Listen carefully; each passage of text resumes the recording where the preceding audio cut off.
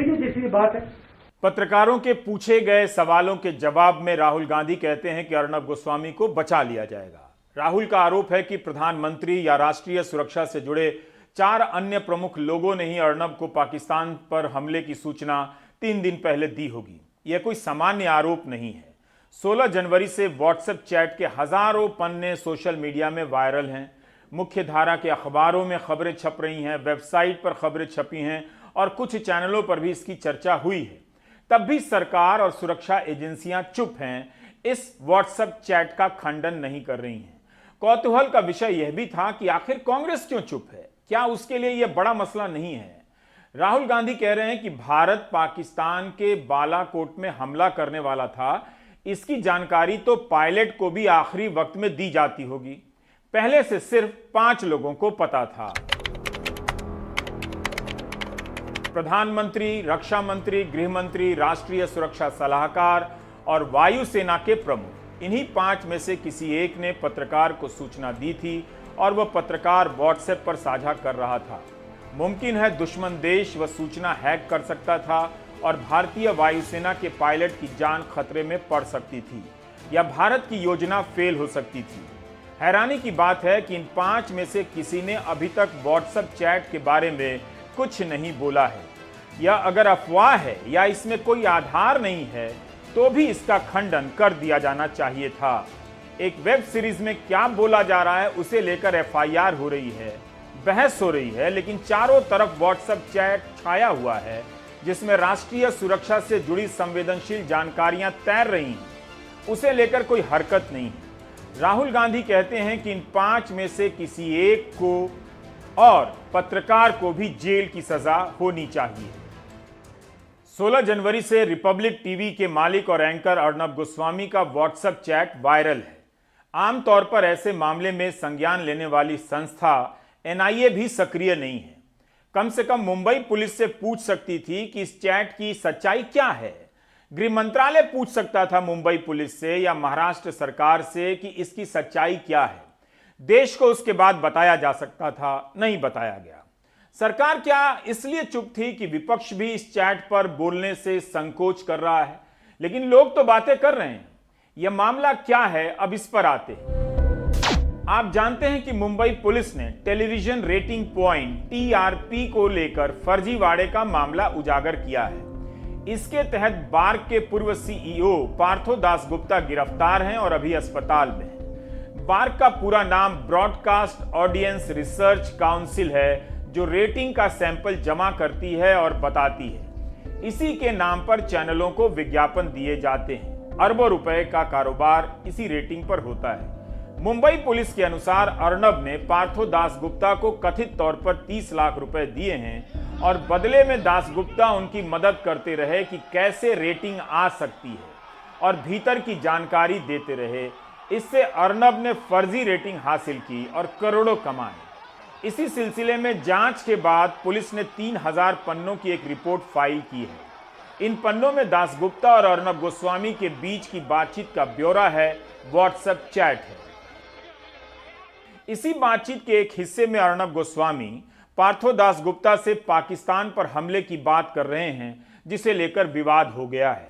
बवाल नहीं हुआ है, क्योंकि बवाल तो आईटी सेल के सक्रिय होने के बाद होता है।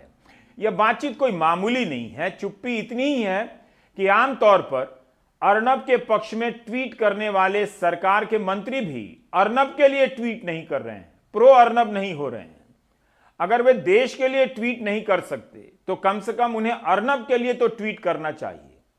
पत्रकारों के सवाल और राहुल गांधी के बयान के कारण यह बताना जरूरी हो जाता है कि व्हाट्सएप चैट में अर्नब गोस्वामी कथित तौर पर क्या बात कर रहे हैं।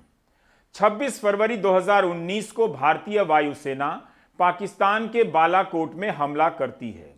देश को ऐसे बताया जाता है कि गुप्त मिशन था और पहली बार पता चला है हमले के बाद, जब मिशन पूरा हो जाता है। लेकिन अर्नब गोस्वामी को यह सूचना 3 दिन पहले से थी और वे इस बारे में पार्थो दासगुप्ता से बात कर रहे थे। अर्नब गोस्वामी 23 फरवरी को यह चैट कर रहे थे। इस चैट में अर्नब गोस्वामी कहते हैं कि हाँ, एक और बात, कुछ बड़ा होने वाला है। तब पार्थो दासगुप्ता पूछते हैं, दाऊद, अर्नब गोस्वामी कहते हैं नहीं सर, पाकिस्तान इस बार कुछ बड़ा होने वाला है।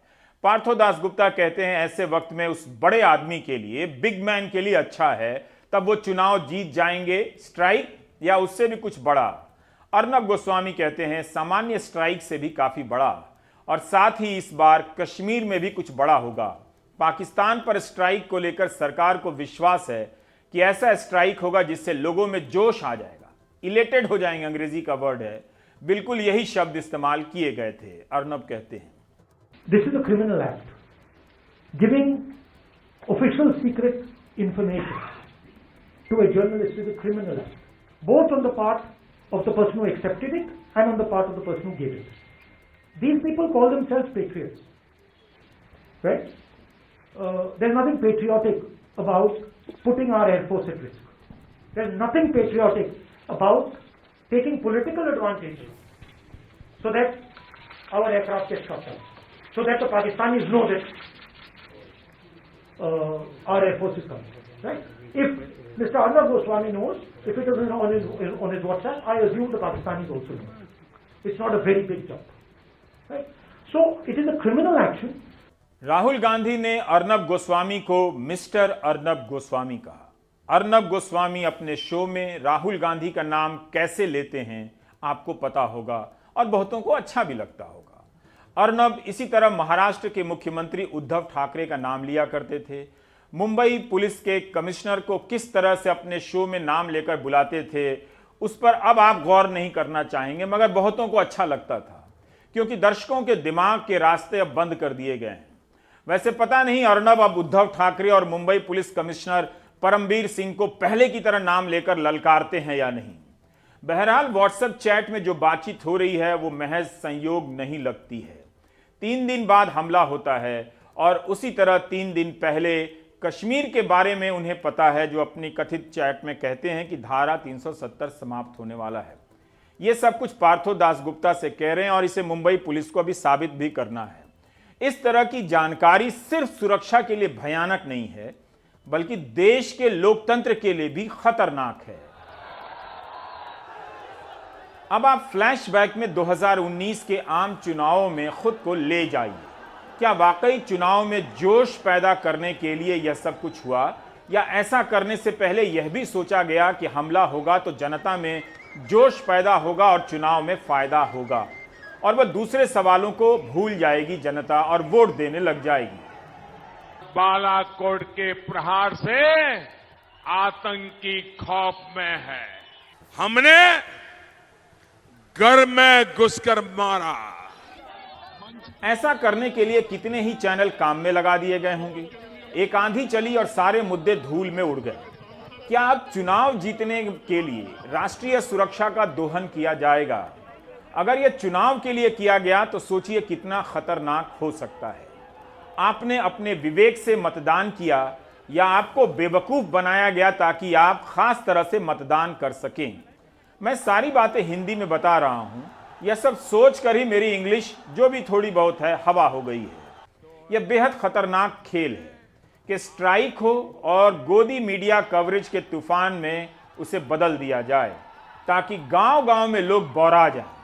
लेकिन 1 मिनट के लिए सोचिए कि अगर व्हाट्सएप चैट से यह जानकारी दुश्मन के हाथ लग जाती तो कितना बड़ा संकट आ सकता था। सीमित हमले की योजना व्यापक हमले में बदल सकती थी और फिर कुछ भी हो सकता था। अब जब आपको यह पता चल रहा है कि एकजुटता का यह खेल वोट के लिए खेला गया होगा, तो आप कैसा महसूस कर रहे होंगे? आप क्या इसलिए इस चैट पर चुप हैं और कोशिश हो रही है कि इसकी खबर गांव-गांव तक ना फैले कि आप दुविधा में ना पड़ें? इसलिए इस कथित चैट पर सरकार को अब तक स्पष्टीकरण कर देना चाहिए था। एनआईए को संज्ञान लेना चाहिए था।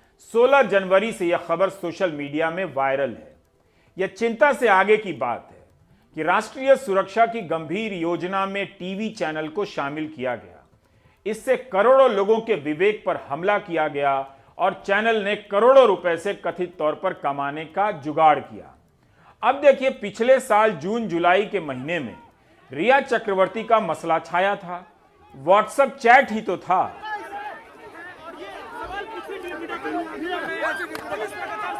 आपको याद होगा कि इस तरह के चैट में रिया चक्रवर्ती की बातचीत का जिक्र आया और अर्नब गोस्वामी से लेकर गोदी मीडिया के सारे अर्नब आक्रामक हो गए। इस लड़की को सरेआम कैमरों से घेर लिया गया, ऐसा माहौल बनाया गया कि देखते देखते ये जेल की सलाखों के पीछे पहुंचा दी गई। यह भी तो व्हाट्सएप चैट है, तो फिर गोदी मीडिया के बाकी अर्नब क्यों चुप हो गए हैं? आप अगर अब भी गोदी मीडिया के इस खेल को लेकर सतर्क नहीं हैं, तो महान भारत का वह लोकतंत्र बर्बाद हो जाएगा जिसे हासिल करने के लिए साधारण लोगों ने 150 साल तक कुर्बानियां दी, फांसी पर चढ़ गए। आपको समझना होगा कि किस तरह से 150 चैनलों के जरिए आज की राजनीति और चुनाव का खेल खेला जा रहा है। यह वो मीडिया है जो आप में से किसी को कभी भी रिया चक्रवर्ती की तरह घेर सकता है और पूरे देश को यकीन दिला सकता है कि आप अपराधी हैं। अर्नब के चैट की जांच होनी चाहिए। अर्नब को यह सूचना किसके जरिए मिली? बातचीत से मिली या अर्नब किससे मिलने गए थे, या अर्नब यूं ही कह रहे थे? क्या यह फैसला ऑफिशियल सीक्रेट एक्ट के तहत नहीं आता है? पत्रकारों को सूचना के अधिकार के तहत जुटाई गई जानकारी पर रिपोर्ट करने के कारण कई बार इस तरह के संगीन मामले लगा दिए जाते हैं, जेल भेज दिया जाता है। क्या आप समझ पा रहे हैं कि किस तरह देश के जनमत को भटकाने के लिए कश्मीर और बालाकोट हमले की जानकारी मीडिया के एक एंकर के साथ साझा की जाती है, और जो इस वक्त में जरूरत से ज्यादा आक्रामक हो जाता है, ऐसे वक्त में सरकार की वकालत करने लगता है, हमले के बाद अपने स्टूडियो में दौड़ने लगता है, हांफने लगता है और सवाल करने वालों को ललकारने लगता है। क्या राहुल गांधी के इस आरोप में दम है कि इस मामले में कुछ नहीं होगा? एक जर्नलिस्ट को डिफेंस का सेंसिटिव इंफॉर्मेशन बालाकोट से पहले इंफॉर्मेशन दी जा रही है। उसी जर्नलिस्ट ने पहले कहा पुलवामा के बाद कि यह हमारे लिए बहुत अच्छा हुआ है। Reflection of the mindset of the prime minister. जो इनकी माइंडसेट है वो उनकी माइंडसेट। ये देखो हमारे लिए बहुत अच्छा हुआ है कि हमारे 40 लोग मर गए, अब हम चुनाव जीत जाएंगे। इतना तो कहना पड़ेगा कि जब यह व्हाट्सएप चैट सामने आया तो सबने सतर्कता बरती, किसी ने जल्दबाजी नहीं की। और यह अच्छा है कि व्हाट्सएप का चैट है, एक बार रुककर समझ लेना चाहिए, पता नहीं सही हो या गलत हो।